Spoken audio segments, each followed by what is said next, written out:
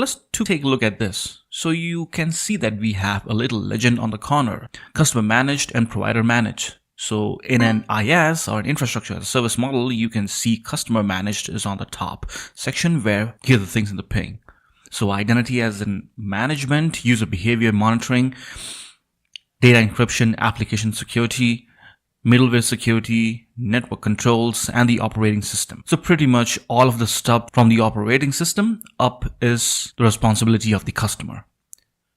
The actual provider does physical security, does the networking, virtualization, and basic infrastructure like storage, network, compute, all of those things that you would assume, and that is behind the scenes or behind the curtain. So you don't really have visibility into how those things are accomplished, nor do you care typically.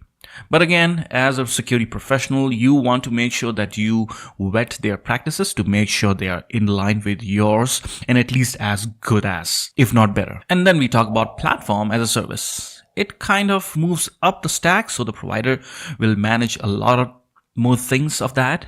They take care of the operating systems, the networking controls, and then the middleware security. So basically, you're looking at application security, encryption, user behavior monitoring, and then IAM or identity and access management. But there are still things that the customer will manage, but it becomes a lot less. So the provider manages the vast majority of that.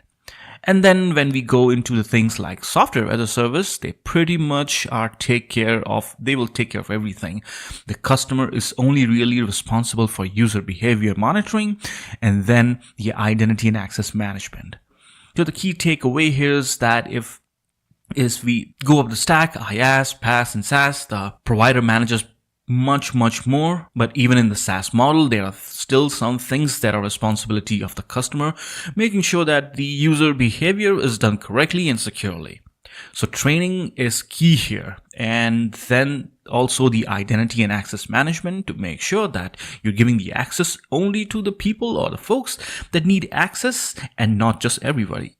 Okay, now let's take a look at the various types of clouds. So we have a private cloud, that's basically where you manage and maintain all resources. So in a sense, you manage everything.